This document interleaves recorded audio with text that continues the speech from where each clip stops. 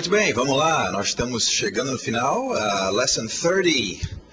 Vamos ver um pouquinho mais sobre morfemas. Nós mencionamos na última lição o que são morfemas. Vamos ver mais um pouquinho sobre os significados. A definição de morfema incluiu a frase partes significativas.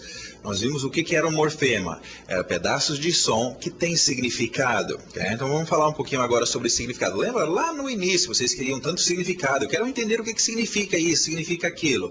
Então agora é uma parte importante em termos de você pegar esse significado.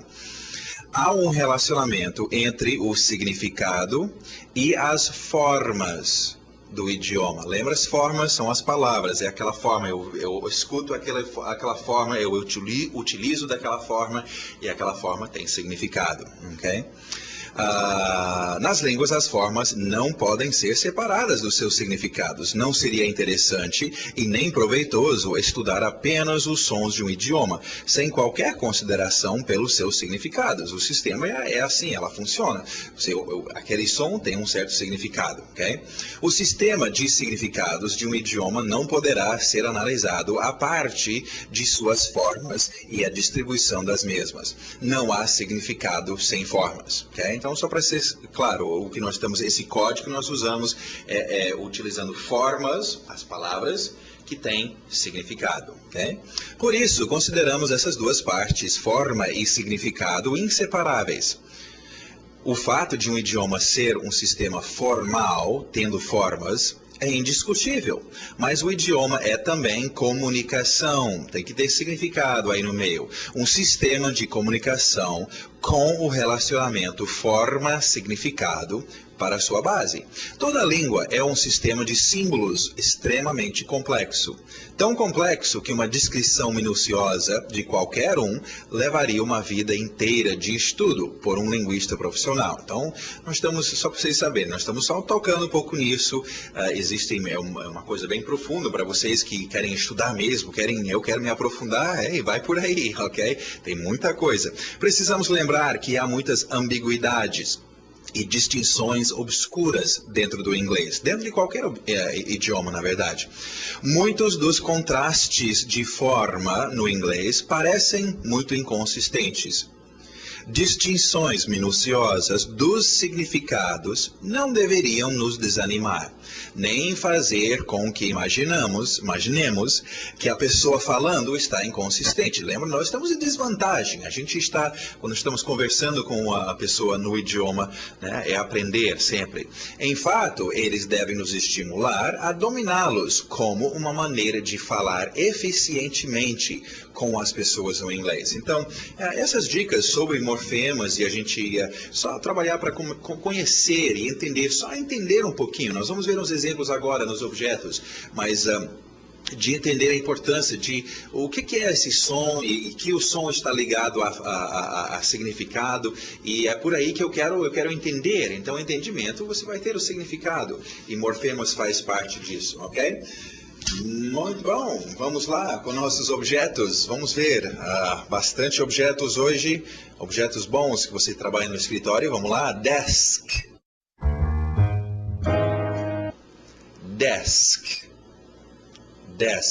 Esse desk tem umas diferenças em inglês. Carteira de escola, especificamente, você se sentar e estudar, mas também a gente falaria em português mesa, né? Uma mesa de secretário, uma secretária, minha mesa.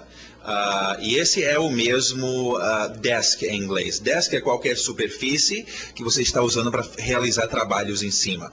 Okay? Porque se você é um daqueles que ainda está traduzindo, em português você tem mesa de secretária. Aí você vai querer dizer table. Table é mesa. Não, table em inglês é uma mesa, geralmente para comer em cima. Eu posso transformar um table num desk, simplesmente dizendo agora esse table virará ou vai ser o meu desk, o lugar de trabalho. Então, cuidado, mais uma vez, vocês querem traduzir, olha só como complica pela pessoa. Não, mesa, table, não, é um desk. Não, mas desk tinha que ser carteira de escola. Não, não é necessariamente. Então, fica genérico, fica abrangente no seu significado, não é? Nós ainda vamos ver sobre isso também. Alright, desk então, continuando, mais objetos, drawer. drawer, drawer, ok? Vem do verbo to draw, puxar ou sacar, então você está puxando, sim, usa quando draw uma arma, ok? E confunde, se você é uma daquelas pessoas que vai pesquisar no seu dicionário, como eu sugiro, é bom saber todos os âmbitos. Eu tento dar para vocês os significados básicos, mas muitas dessas palavras têm muitos outros usos e áreas que você pode expandir e procurar. Tem o verbo to draw, que é sacar uma arma, por exemplo, mas também é desenhar. Curioso, são diferentes, mas então nesse caso drawer de puxar, ok? Desk drawer, né? Alright, continuando, a pronúncia é fácil nesse aqui, o som de K, e lembra pássaro, era bird, então cupboard, cupboard. Cupboard. Vocês podem ver, nós vamos começar a chamar a sua atenção para morfemas, olha só, 2 morfemas aditivos. Cup, quando inventaram essa palavra, né? Cup, xícara, board, prancha. Era uma prancha para uma prateleira, vamos chamar, né? Uma prancha para colocar xícaras, né? Cupboard. Então, hoje em dia, ainda usa aquela palavra. Hoje em dia, obviamente, não é mais só uma pranchazinha, se desenvolveu no cupboard. Bathroom. Também, 2 morfemas aditivos. Bath, banho. Room, sala, sala de banho. Bathroom geralmente tem que ter algum lugar para a pessoa tomar banho. Agora, se você estiver em restaurante, estação de ônibus, etc., você quer só um lugar para alívio, rest, descanso, alívio, restroom. O quarto de descanso, o quarto de alívio, ok? Restroom. Então, essa é uma coisa, eu sei, pequeno, mas, né? E se você estiver, por exemplo, num restaurante ou numa estação de trem e pedir para alguém onde está o bathroom, eles não vão achar estranho, ok? Eles talvez vão dizer, o restroom está para lá. Então, é normal, só entende que tem essas, porque bath, geralmente, tecnicamente, teria que ter um lugar para banho, bathroom, ok? Bathroom, então, e restroom. Shower. Num bathroom você pode achar um shower, que é ducha, é chuveiro, ok? Bath geralmente vai ser onde tem o banho, de você deitar na água, alright? Shower é uma ducha. Olha outra, usando room também, bedroom. 2 morfemas aditivos, bed, cama, room, sala, sala de cama. Okay? E tem que entender que o inglês faz muito isso. É nisso que as pessoas se enrolam muito na hora de tentar traduzir. Mas sala de cama, o que é isso? Só porque não é quarto? Sim, mas é só entender, visualiza, imagina. Vocês têm as imagens aí, aceita o som. Ok. Vamos lá. Continuando. Mais objetos. Chinese. Chinese, uma força hoje em dia no mundo, os Chinese, the Chinese people, Chinese language, e etc. Chinese food, ok. Fact, fact, é um K com T, fact, fact. Many facts, né? Know your facts, saber os fatos. Por falar em know, olha aí, uma junção de know, saber ou conhecer, com um sufixo, na, a pronúncia fica um pouco estranha, knowledge. Knowledge, bem conhecido essa palavra, bem utilizado, sabedoria, conhecimento, do you have knowledge? Not to my knowledge, não é do meu conhecimento, tal, então knowledge. Gate. Gate. Gate, bem abrangente, a foto é um tipo de gate, mas tem muitos. No aeroporto tem gate, internet tem gate, etc. Alright, gate. Seatbelt. Seatbelt. Okay? 2 palavras, embora separadas, mas criando uma coisa só. Seat, assento, belt, cinto, cinto de poltrona. Existe, claro, safety belt, mas isso não é tão comum, ok? Em qualquer lugar que você usa, safety belt as pessoas vão entender, mas em geral eles vão usar com você seat belt, ok? Fasten your seat belt, alright? Song. Não esquece do nariz. Um som nasal com um Gzinho no final. Song. É uma canção. Eu vejo um erro que muitas pessoas fazem. Mais uma vez de traduzir direto. Em português, falamos sobre uma música. Você gostou dessa música do Djavan? Eu gosto daquela música chamada, né? A gente refere a uma canção ou uma música. Em português também referimos a música em geral. Eu sou um estudante da música. Em inglês, a palavra music é música em geral e só. Não serve para, esta música do Djavan, né? Estou fazendo comercial do Djavan. É muito bom. Okay. Song é o que você quer. Esta canção, esta música é cantada, ok? Continuando, e aberto de E, tip, tip. Vários usos para tip, bem comum no dia a dia norte-americano, gorjetas, para tudo tem gorjeta, né? Receber uma gorjeta. Uma dica também, vou te dar um tip. Não saia na chuva sem guarda-chuva, ok? E também outro uso muito comum como objeto, a ponta. No nosso dia a dia falamos muito sobre pontas, a ponta da faca, ponta do nariz, ponta do dedo, ponta do iceberg, pontas, né, lá no finalzinho. É bem utilizado. E essa também é interessante, dá uma olhada no seu dicionário para ver os outros usos. Tem o verbo to tip, que não tem nada a ver com este. To tip é inclinar, é tipo empurrar uma coisa para ela cair. Tip, cair. Então, dá uma pesquisada, aprendem a usar, porque aqui eu dou só como uma criança aprende, né? Aqueles primeiros usos das palavras. Mas muitas vezes, e você descobre isso no seu dicionário, uau, eu como adulto e em total domínio do idioma, tem muitos outros usos e gírias que a gente usa para essas palavras. Então, dá uma olhada no seu dicionário.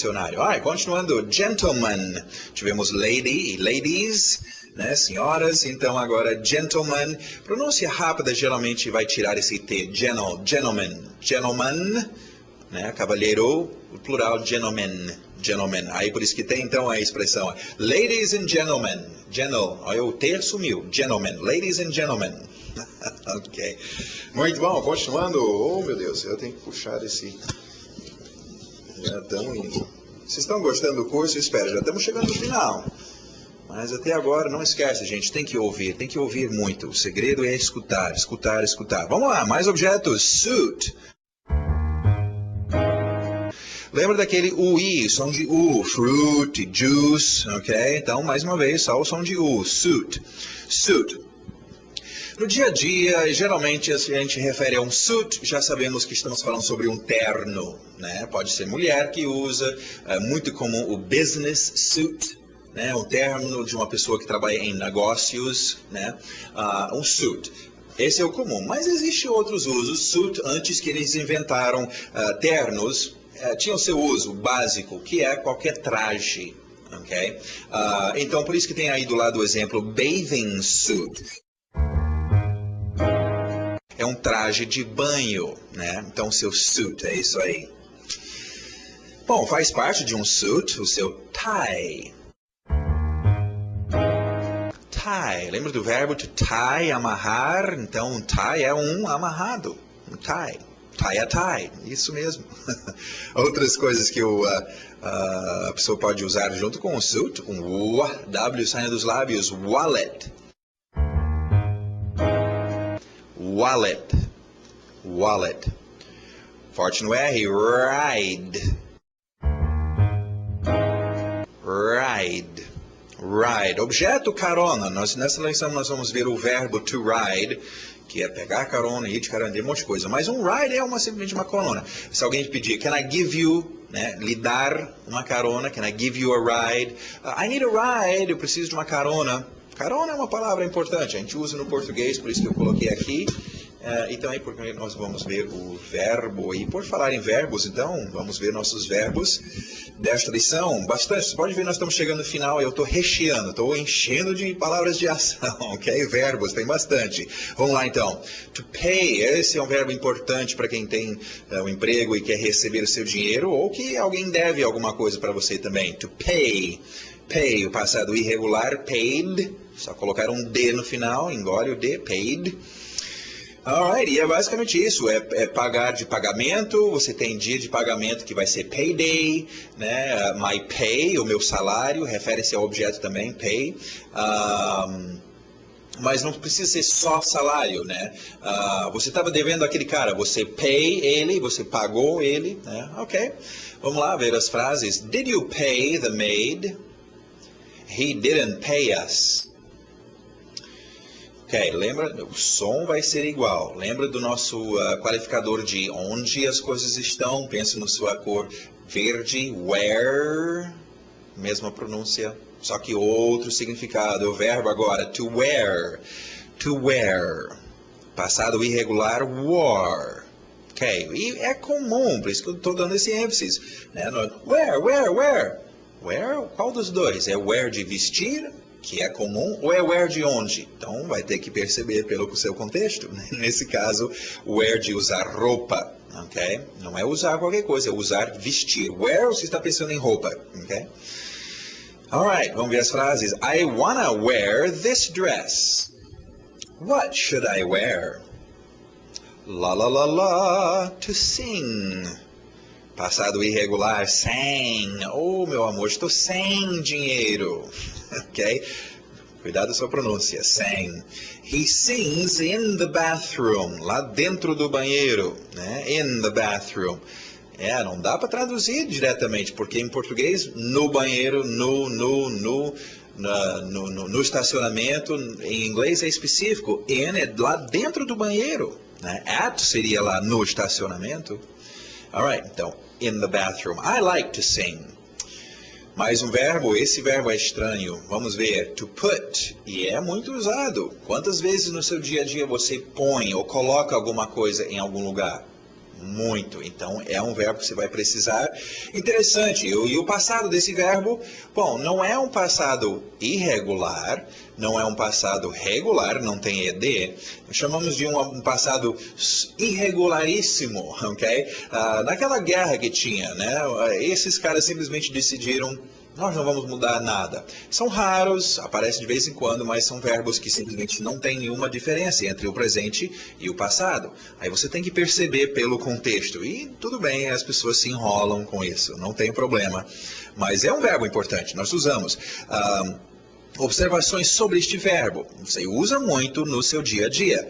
E usa da seguinte forma. Lembra, sempre estamos querendo juntar palavras que trabalham em conjunto. Você geralmente põe tempo? Não. Você geralmente põe coisas. Põe o carro, põe o livro, põe o meu dinheiro, põe alguma coisa. Então, treina põe, treina put, com os seus objetos. E também você geralmente põe alguma coisa em algum lugar. Então, é uma boa. Treina essas frases, treina os seus frames, mas treina o put colocando alguma coisa em algum lugar. Colocando alguma coisa em algum lugar. Colocando alguma coisa em algum lugar. Né? Put book here. Put car there. Put house on. Put, e é uma boa forma, e muito comum no dia a dia, e é uma boa forma de você treinar. Eu preciso treinar os meus objetos, eu preciso treinar os meus qualificadores de posição. In, at, on. Nós vamos ver alguns hoje, também inside, under, over. Então, treina, é comum. E isso que e está nos frames, nós temos esses exemplos nos frames, por isso que eu falo, treina os seus frames, mas por isso que a pessoa que treina isso, chega na hora e já, put book under. Eita! Eu falei tudo de uma vez, porque eu treinei tudo de uma vez, né? Eu não falo, põe, o que põe? Põe o livro, põe o livro embaixo. Não, eu estou acostumado porque é uma coisa que sempre vai pôr alguma coisa em algum lugar. Então treina, put. Né, em algum lugar. Vamos ver então os exemplos. Só para vocês entenderem justamente as frases que nós vamos ver. Where? Olha, parece verde em todo lugar quando você usa put. Lugares. Aonde? Where did you put? Objeto. The box. Where did you put the box? Where did you put my car? Where did you put the dishes? Where did you put the baby? Where did you put... Onde colocou. Agora, outro que é super comum é você pôr ele ou pôr ela. pô-la, né? Algum objeto. Onde é que você colocou a minha escova? Ah, eu a pus, eu a coloquei, mas put it com it. Vocês vão usar muito. Eu estou dando ênfase nisso, gente, porque é importante.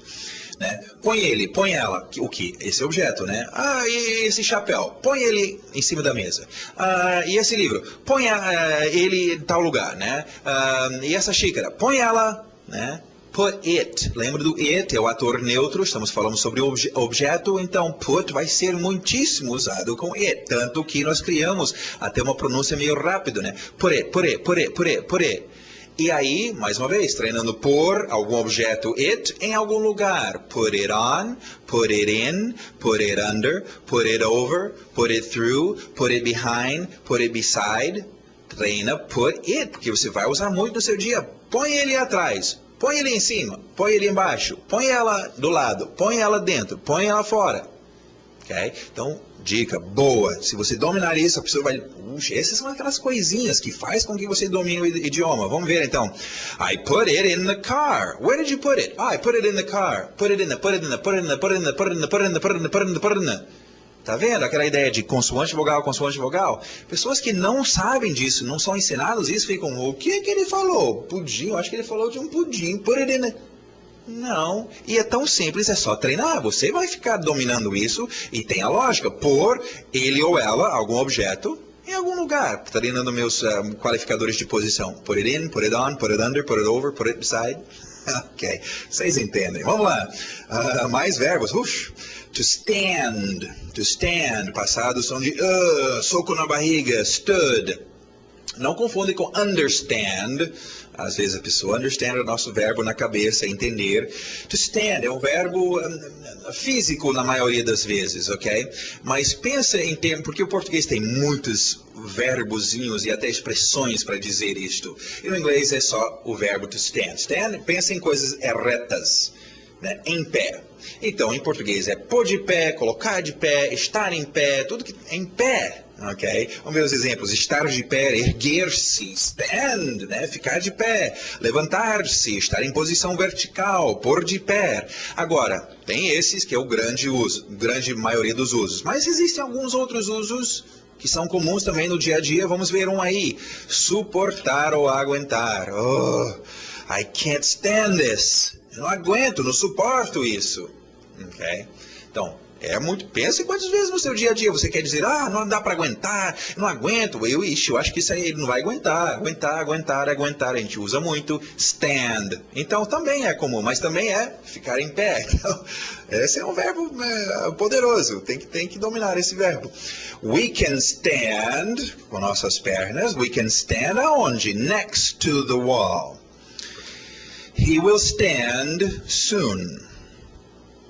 Alright, falamos sobre o objeto ride, uma carona. Vamos ver então o verbo to ride. Passado irregular, rode. Road. Ride é qualquer pegar carona, andar, se movimentar de algum outro jeito que não seja as pernas. Okay? Ride uma bicycle, ride car, ride motorcycle, ride bus, ride a plane, ride boat. Okay? Pegar carona, ser levado, ok? Andar ou andar em alguma coisa. Can I ride your horse? We wanna ride your bike. Alright, esse último grupo de verbos, eu fiz um grupo de verbos porque, na verdade, são 3 verbos que significam basicamente a mesma coisa, ok? Obviamente, existem, e com muito tempo de utilizar e estudar o inglês, isso é até difícil para quem realmente domina o inglês, vocês vão começar a perceber as diferenças e as nuances. Por enquanto, não se preocupem, mas todos os 3 são usados. Então, só quero que vocês ouçam esses 3 verbos e começam é um daqueles. Tá bom. Né? É tipo 3 verbos com o mesmo significado e com o tempo vocês vão dominar aonde que eu deveria usar um ou onde deveria usar o outro. Okay? Vamos ver então. To allow. Passado regular, adiciona ed, som de D. Allowed. Verbo irregular, um daqueles irregularíssimos. Não muda nada no passado. Vamos ver o presente. To let. passado let. E por final, vê se veio do latim, to permit, passado regular, permitted, ok? Aquele garganta, permitted. Alright, e todos os três, então, é deixar no sentido de permitir, não é aquele deixar, deixei minha bolsa, não, ele não vai deixar, né? Não vai permitir. Então, vários verbos, 3 verbos aí. Vamos ver os exemplos. Is that permitted? Esta coisa é permitida. Is that permitted? I can't let you do this. Why did you allow this?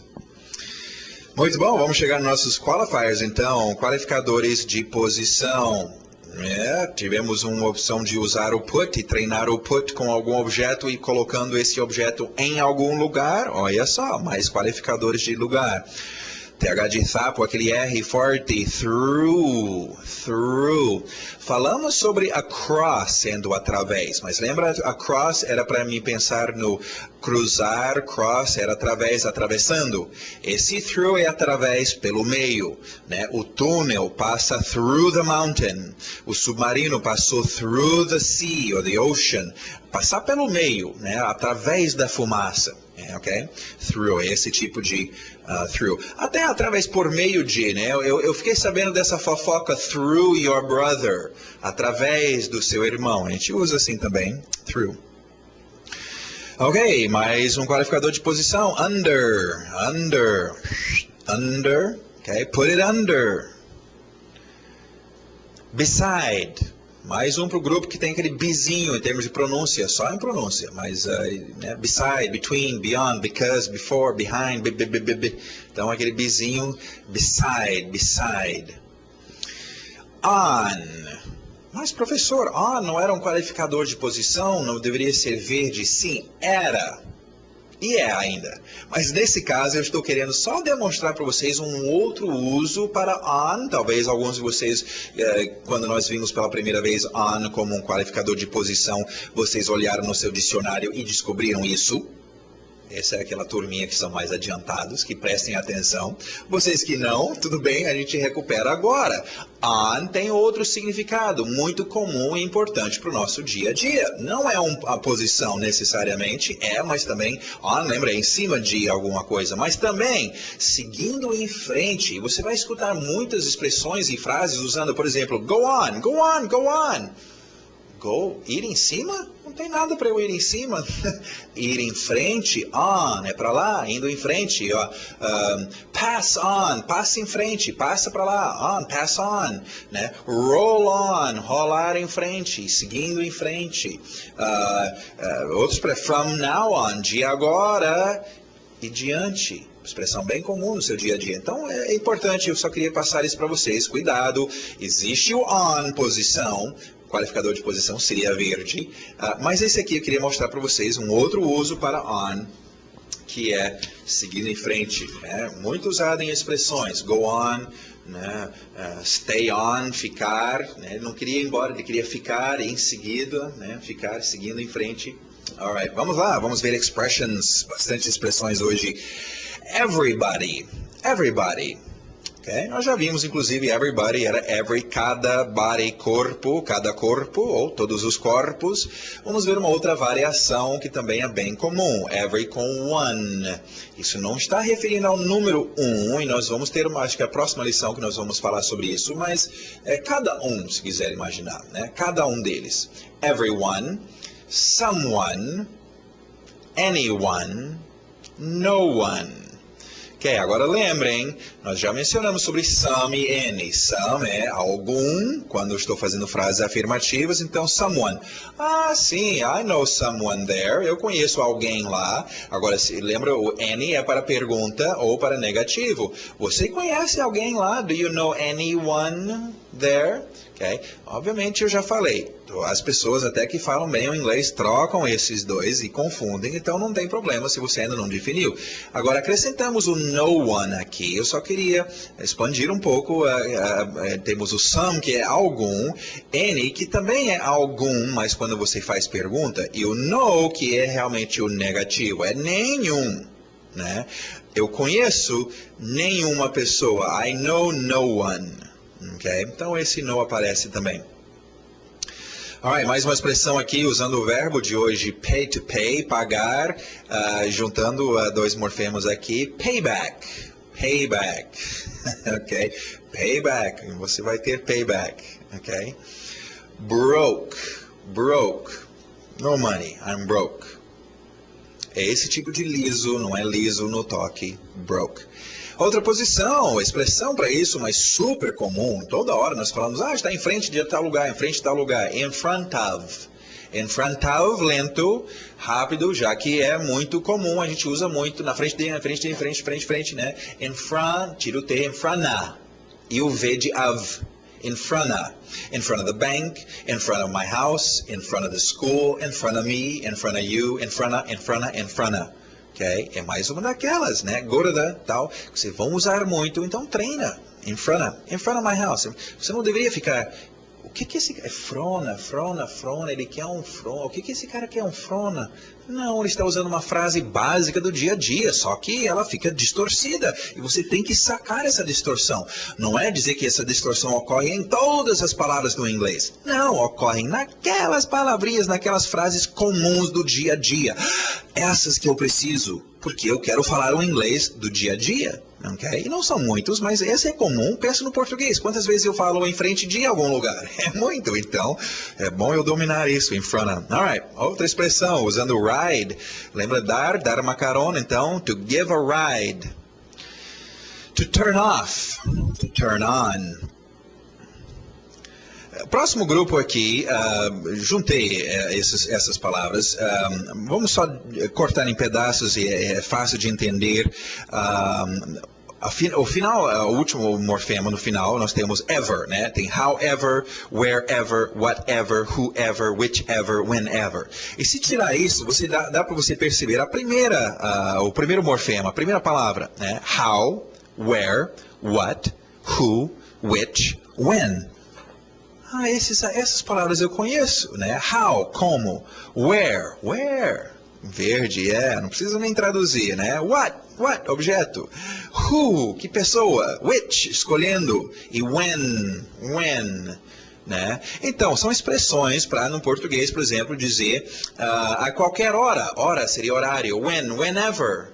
Esse vai ser o segredo, e são comuns, vai ser o segredo de você dominar essas expressões. É você ter treinado e memorizado how, where, what, who, which, when. Lembra? São as palavras que direcionam nossas perguntas. Okay? Aonde, quando, quem, por quê. Okay? Então, treinam esses são comuns do dia a dia. Next door, juntamos next do lado, próximo, door, porta, é porta do lado, então são os seus next door neighbors, aqueles vizinhos do lado. É comum no dia a dia, eu quero falar, my next door neighbors. Essa é boa expressão. Nossa, se fosse, eu poderia fazer quase um curso só de expressões, páginas e páginas e páginas de expressões. Nós usamos muitas expressões no dia a dia. Então eu tentei escolher alguns que são mais comuns. Vamos lá. Have a nice day. Have a nice day. Um dia ótimo para você. Every other day. Mais uma vez, diferença entre o português e o inglês. Português a gente fala dia sim, dia não. Dia sim, dia não. E nós entendemos isso. Acho que até no inglês, se você traduzisse day yes, day no. Day yes, day no, eles iam entender. Mas é esquisito. Em inglês, nós falamos... Não tinha cada dia, every day. Então, nós falamos cada outro dia. Cada outro dia. Okay? É mais uma daquelas expressões que dá para entender, mas se você tentar traduzir literalmente, cada outro dia? O que é isso, cada outro dia? Tá. Lembra dos russos? Se mostrar para a câmera. Okay? Então, é uma expressão comum, mas é desta forma que nós falamos. Né? Cada outro dia, every other day. Muito importante também, muito usado, expressões para você perguntar a idade de alguém e responder a sua idade. É a mais um, igual pedir as horas, e os outros que nós vimos que são comuns do dia a dia, mas não dá para traduzir diretamente do português para o inglês. E essa aqui é mais uma delas. Okay? Perguntar a idade de alguém. Em português, quantos anos? Não vem com how many years do you have? Nós não perguntamos quantos anos alguém tem no inglês. Perguntamos como você é velho. De que forma? Eu sou 30 anos velho, ok? É mais uma vez, expressões que são estranhos. A gente não pergunta no português como velho é alguém, mas no inglês sim. Então por isso que não dá para você aprender o inglês através do seu português e ser literal entre os dois idiomas. Não vai funcionar. Eu aceito que no inglês eles falam como velho é você. Eu nem preciso preocupar com a tradução. Eu só sei que, é essa expressão quando eu quero perguntar a idade de alguém. E pronto. Né? E essa expressão que eu uso quando eu quero responder. Vamos ver então. How old are you? Como velho é você? Okay? How old are you? How old is she? Respostas. She's 15. Eu posso dizer só ela é 15. Aí já vai entender que ela é 15 anos velho. Ou a resposta completa, vamos ver o último. I'm 25 years old. 25 anos velho, ok? Então, pode parecer estranho para vocês, gente, mas não é para um gringo. Então, você não quer chegar para um gringo e dizer, I have 25 years of age. Ele vai dizer, você é um estrangeiro, você fala o inglês esquisito. Não façam isso. Seria a mesma coisa eu chegar para você em português e dizer, eu sou 25 anos velho. É estranho. Então, domina suas expressões da forma correta para você passar despercebido. E lembra, é assim que a pessoa vai achar que você fala muito bem o idioma, que você domina direito as expressões idiomáticas. Vamos terminar com o nosso grammar. Tem umas coisas boas para a gente ver no grammar. Primeiramente, é uma expressão, acho que bom, é por isso que ele ficou aqui, meio entre os expressions e o grammar. Agora estou lembrando. Vamos ver a expressão aí, eu explico. Had better. Had better. Ok, lembra que nós falamos sobre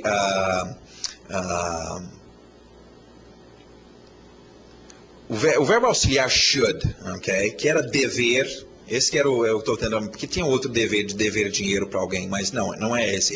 Dever de uma coisa que você deve fazer, ok? Acho que melhor eu vou para o quadro nesse para eu explicar esses dois, porque nós vamos ver uma coisa interessante agora, uma coisa que eu inventei, mas eu acho que pelo caminho que eu já levei vocês agora, para facilitar o seu entendimento, lembra que nós falamos sobre a importância de verbos auxiliares no inglês, ok? Você tem o seu verbo auxiliar que entra e o seu posicionamento aqui no afirmativo é sempre antes do verbo, ok? Porque é um verbo auxiliar. Lembra que nós mencionamos que, se você quiser imaginar, seria a mesma coisa que acontece em português com o verbo, a conjugação do verbo. Em português você pega o seu verbo e você faz a conjugação aqui no final do verbo. Então no inglês você pega o seu verbo, study, por exemplo, e você faz o efeito que você quer aqui na frente. Se você quer jogar esse verbo no futuro, se quer jogar o verbo no passado, né? Então, a gente vem aqui na frente com, por exemplo, will, ok? Vê se quebrando aí. Will, não ajudou, mas, ok, vocês entendem. Verbo auxiliar fazendo o efeito, ok? E nós até vimos como às vezes, como foi o caso do will, a gente até cria só um som, né? Um som de um study. Então, realmente, acaba virando uma coisa quase parecida com o português, que tem no final né, estudará. Né? Então, no inglês você tem all study, aquele L. Tá bom, até aí nós fomos e nós entendemos. Agora, vamos ver essa próxima coisa. Eu vou chamar esse próximo grupo de, como vocês estão vendo aí, semi-verbos auxiliares. Agora, isso não existe, ninguém ensina isso, eu acho que eu sou o único, mas é para vocês entenderem, ok? As pessoas super gramaticais e tal analisam esse curso e falam, e vejo muitas coisas que, não é assim, mas eu coloco assim porque é mais fácil para vocês entenderem. Então vamos chamar isso que nós estamos vendo agora de um semi-verbo auxiliar. Não é um verbo auxiliar, mas entra aqui no mesmo lugar e é quase um verbo auxiliar. Por quê? Porque embora começa grande, ela fica distorcida e fica parecendo só uma palavrinha. Vamos ver então. Acabamos de falar sobre então had better. Ok? Bem grande. Had, teve, melhor, esquecem. Nós queremos saber da utilização, como ela é usada. O significado desse had better, vindo aqui na frente do meu verbo, é o seguinte. Okay? Antes nós colocávamos should, e aí você ainda usa should. Should era deve estudar. Had better é deve estudar, mas se você não estudar, vai ter consequências sérias. Okay? Em português, a gente também tem essa forma, só que nós poderíamos dizer, você deve estudar. Ou eu posso dizer o had better, que seria, é melhor você estudar, porque senão vai ter consequências. Então, em português, esse had better seria, é melhor estudar, é melhor comer, é melhor fazer, é melhor dizer, é melhor, had better. Okay? É diferente de deve. Deve estudar, deve dizer. Se diz ou não é problema dele, mas ele deve. Had better, não. Had better é melhor fazer isso, ok? Agora, eu quero voltar à ideia do semiverbo auxiliar, porque na conversa, o que vai acontecer com esse had better, raramente as pessoas vão dizer, you had better study, he had better go, we had better need, you had better do, you had better. Isso cansa. O que vai acontecer? Aquela distorção. E acontece essa distorção aqui. Só um D. Oh, esse giz hoje não está me ajudando. Ok, mas eu falo o que é e vocês percebem, ok? D com o seu better. Só o D. Better. Vocês podem ver na apostila, tem aí escrito bem nítido. Better. Então, cria como se fosse uma palavrinha. Better study, better go. E treina isso com verbos. Better have, melhor você ter. Né? Better stop. Oh, isso é muito cedo na vida. A gente, melhor você parar com isso. You'd better stop. Better. Ok? Acostuma seu ouvido com essa pronúncia e o que eu estou chamando de um semiverbo auxiliar. Okay? Só para ajudar vocês a memorizá-lo, é muito usado, acontece muito. Agora, vamos ver os exemplos então. She had better go. É bom para treinar isso com seus verbos, né? É o efeito que está sendo feito, ocorrendo com o verbo. She had better go. Não pode mais ficar aqui. You had better, aí em parênteses, you'd better stop. Okay? E isso é tão importante, gente, porque stop. Oh, eu escutei stop. Sim, mas que tipo de stop? Eu escutei o verbo, mas qual é o efeito do verbo? Né? Então, esse efeito está vindo aqui, antes do verbo. Better stop. Oh, aquele better que é melhor. Oh, ok, tá bom, eu vou parar. Né? As mudanças, nós já vimos isso desde cedo, ocorrem no inglês aqui, nesse espaço que é para verbos auxiliares, e agora estamos inventando e colocando um semiverbo auxiliar também, mas é porque ele entra no mesmo lugar e tem um efeito em cima do verbo, ok? The students had better go early. The students had better. E você só vai ouvir alguém falando inglês, só vai ouvir isso. Eles não vão dizer, the students had better go early. The students had better go early. The students had better. Ok? Então treina, é bem comum, vale a pena você dominar este. Ok, vamos ver outro semiverbo auxiliar, muito importante para sua conversa do dia a dia. Vamos voltar um pouquinho no tempo. Lembra que nós falamos sobre, quando eu quero explicar que essa ação ocorre, eu quero dizer que essa ação ocorreu no passado, ocorre no presente, ocorre no futuro. Sim, e o futuro usava o quê? O verbo auxiliar will. Ok? Aqui dá para escrever. Will, lembra? Will stop, vai parar. Will have, terá. Will study, estudará. Tá bom. E esse é um futuro interessante você dominar esse verbo auxiliar, porque é usado. Lembre o negativo won't, né, e etc. Tudo bem. Mas igual em português, nós temos em português o futuro, esse futuro também. Né? Eu estudarei, ele andará, né, pagará a conta, mas isso é o futuro. como bons seres humanos, nós não gostamos que as coisas demorem muito. Nós queremos um futuro um pouquinho mais imediato. Esse vai ser o mais usado. Não queremos esquecer o will, não é essa a ideia. Você vai usar o will, mas vamos agora, porque nós estamos falando sobre esses semiverbos auxiliares, vamos ver agora como é que a gente pode no inglês falar sobre o futuro que vem daqui a pouco, o futuro imediato, ok? Muito usado no português também, né? Não é eu estudarei, é o quê? Eu vou estudar. Eu andarei, eu vou andar é daqui a pouco, eu vou estudar é daqui a pouco, ok? E é isso que a gente mais usa.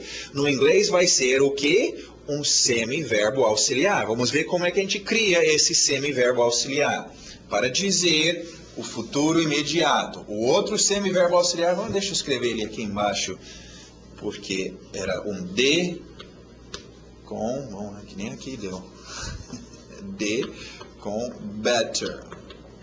Okay? Esse é um dos seus semiverbos auxiliar.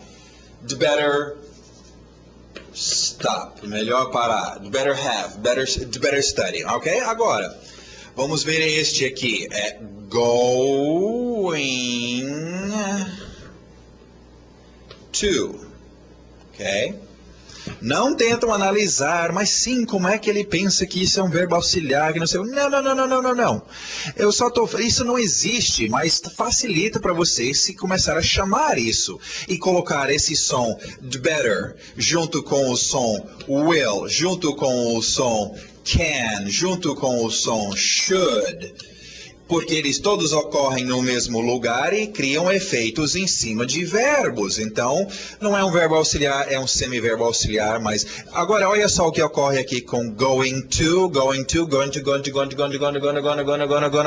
se transforma em gonna. Né? Não existe essa escrita tecnicamente. Algumas vezes na literatura você até vê eles colocarem assim, querendo dizer essa junção going to e fica gonna, igual d com better ficando, né, would, ou had com better ficando would better, gonna, d better e gonna, seus dois novos semiverbos auxiliares. Então, gonna stop. Vai parar daqui a pouco. Gonna have. Vai ter daqui a pouco. Gonna study. Vai estudar daqui a pouco. Gonna faz esse verbo ficar daqui a pouco.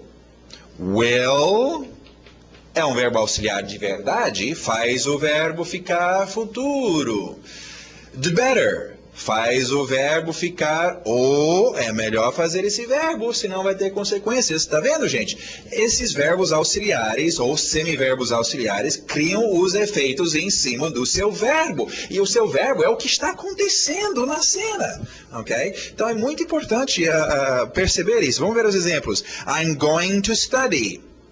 I'm going to study. I'm going to study. I'm going to study. What are you going to do? I'm going to study. Okay? She's not gonna go. She's not gonna go. Não irá, não vai. She's not gonna go. What are you gonna wear? What are we gonna do? What are we gonna do? Gonna do, gonna. Aquele verbo, semiverbo auxiliar, gonna do daqui a pouco. Gonna.